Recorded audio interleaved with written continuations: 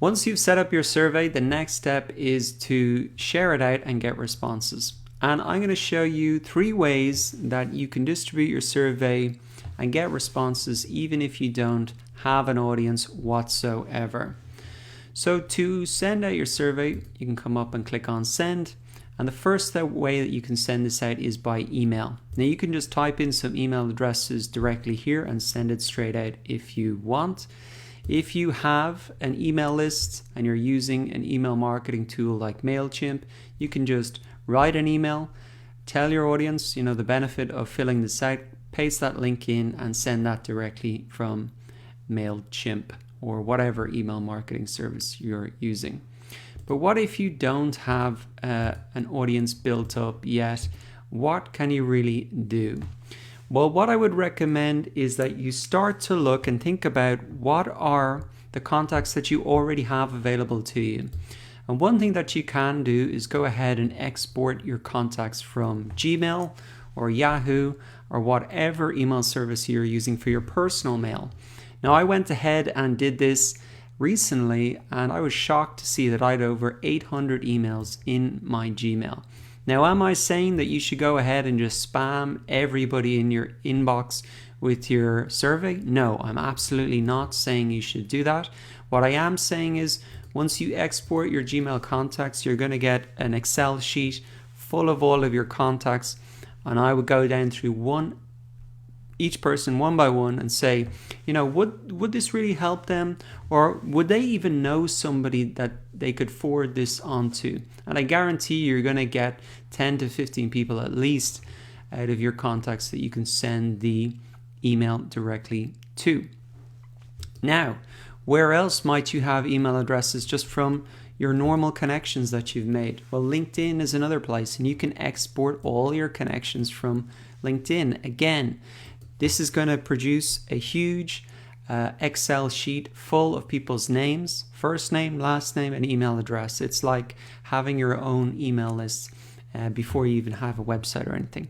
So once again, I'm not saying you should spam everybody. I'm saying you probably have people in your contacts already on Gmail or LinkedIn that you can send the survey directly out to. And if not, you're going to have at least one person who knows where you should be sending this email to. Maybe they know certain Facebook groups, etc. that you should post in.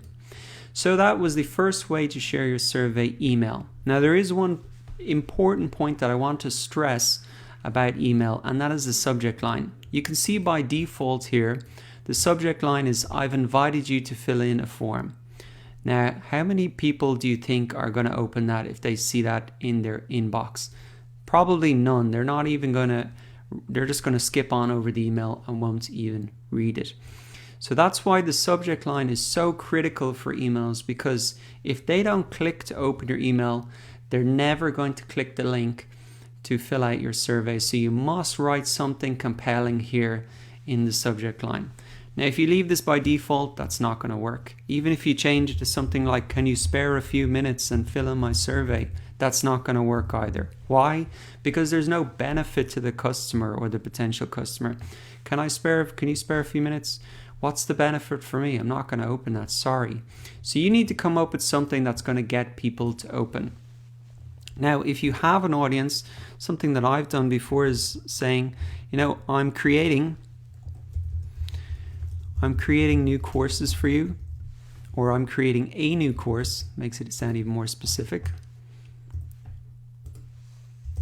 for you, and I'd love your input.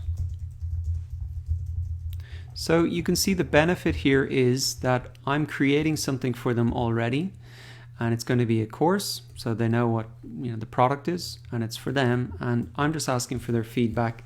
And people will happily give their feedback because they want to solve their own problems, and they're going to help you solve their problems. So there's a clear benefit for them is what I'm trying to say. Now, another thing that if you don't have an audience, how are you going to catch their attention? Well, I'll tell you one subject line that actually caught my attention very recently. Hey Dara, could I try to solve your problems as an online instructor? So this was actually an email that just someone sent me, and I opened it, And the reason was because they didn't say, can you fill out my survey?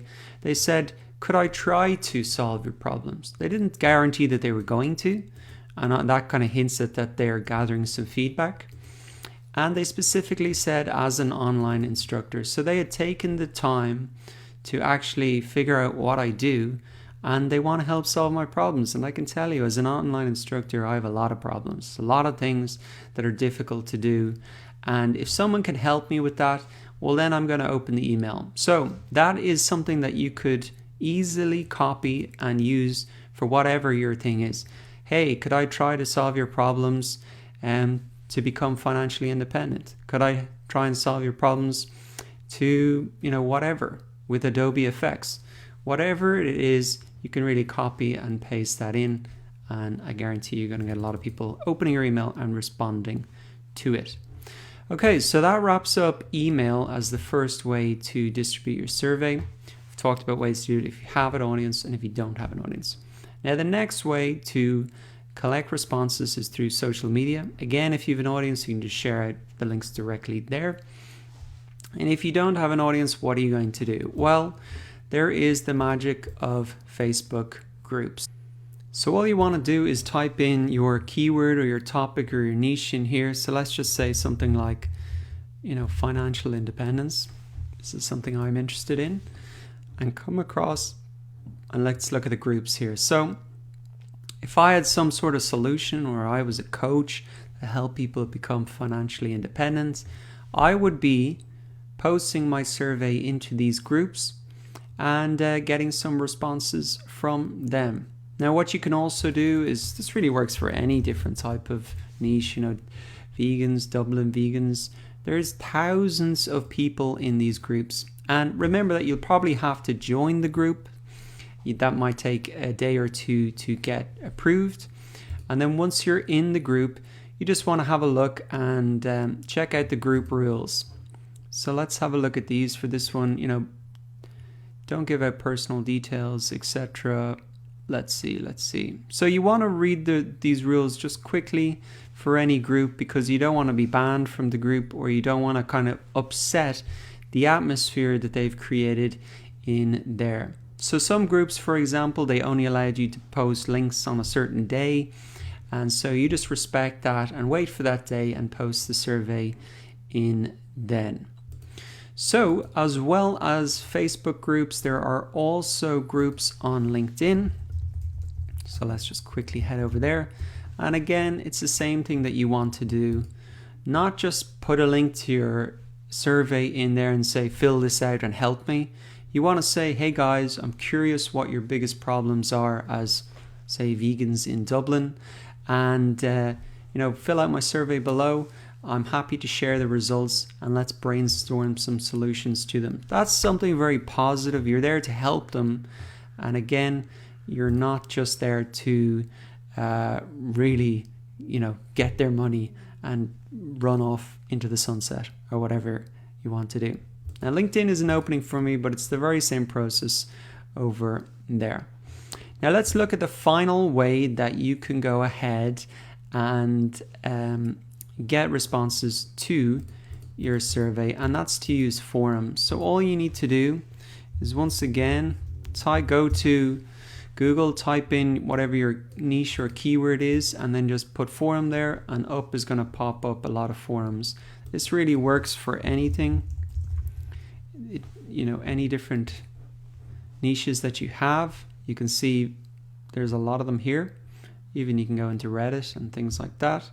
And so forums are just another place that you can post your survey and get responses. The people are out there already.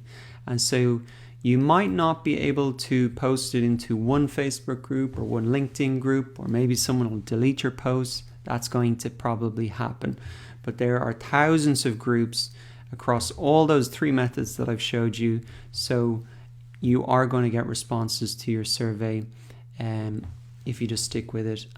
So to recap, we've looked at 3 different ways to distribute your survey even if you don't have an audience. Email. So to recap, we've looked at 3 different ways to distribute your survey and get responses even if you don't have a survey. And we talked about some tips and tricks in terms of really getting responses, and that's your subject line and the way that you post it into those different social media groups.